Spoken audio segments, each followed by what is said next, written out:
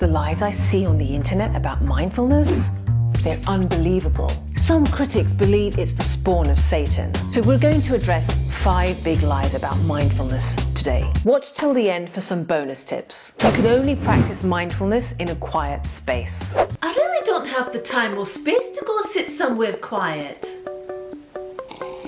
See, quiet spaces definitely help you to practice mindfulness, especially when you're starting out. Removing yourself from your busy, cluttered environment to be in a quiet place to notice your feelings, your emotions, and your thoughts is useful. It makes it easier to notice these things. But you can also practice mindfulness as you go about your day. Wherever and whenever you can, immerse yourself in whatever you're doing. For example, when you're doing the dishes, just notice the water as they run through your hands, or how the bubbles feel and the sound of your dishes. For more tips on how to be mindful while working from home, watch this one. You see, moments are constantly unfolding before us, but mostly we pass through these moments without noticing. But simply noticing these moments is one way of being mindful. Mindfulness is about positive thinking. I'm really not into all of that positive thinking BS.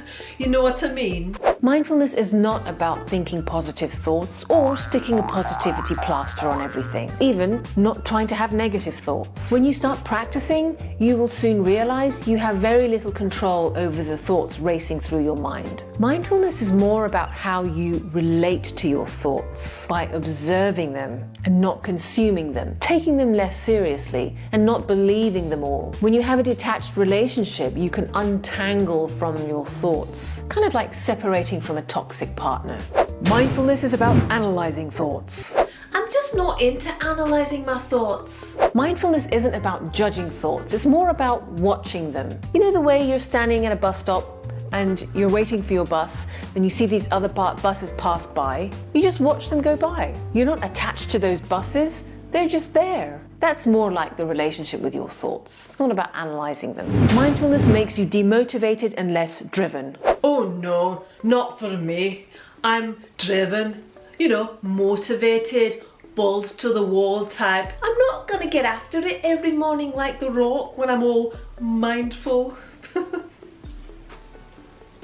Look, having grit, drive and motivation, being able to persist towards your goals even in the face of adversity are really useful and attractive traits for work and life.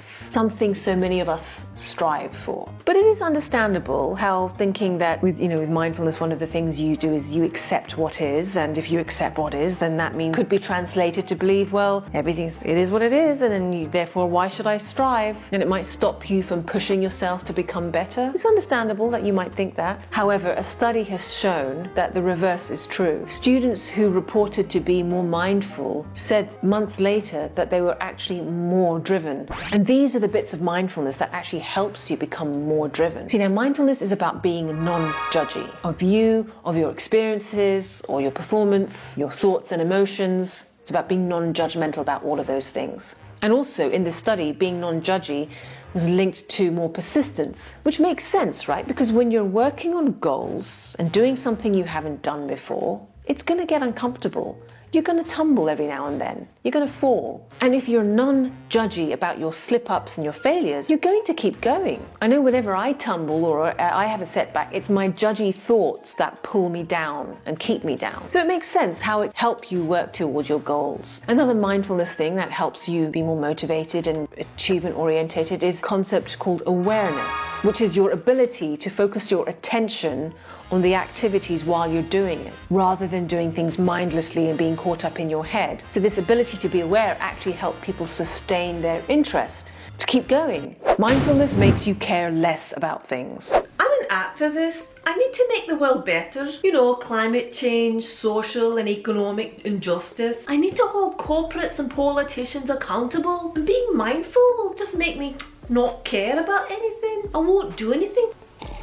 I would argue it makes you more effective at doing things, because when you can detach from the emotion, you're less likely to be swept away by any manipulation from people and interest groups who are invested in maintaining the status quo. So when you can detach from emotion, you won't get thrown away by the manipulation. Also, mindfulness improves your mental abilities, such as memory, creativity, problem solving, decision making, which makes us effective in everything we do. So I think it'll make you more effective in creating the change you want to see. I've got a video coming up on how to start meditating when you're a beginner, so make sure you subscribe and hit the notification bell to catch that episode. Here are 5 more myths, quick fire round. Mindfulness will change your life. No, it won't change your life. You have to think and do. That's how you change your life. And you rinse and repeat.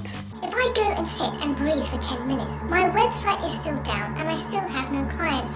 Mindfulness is useless. I think the main purpose of mindfulness and meditation is to help you see yourself and the world with greater clarity. So it's more a means to an end than an end in itself. Mindfulness is a capitalist conspiracy, so you accept the status quo and keep running on that hamster wheel. Mindfulness was around long before our current toxic form of capitalism. It's a religious practice.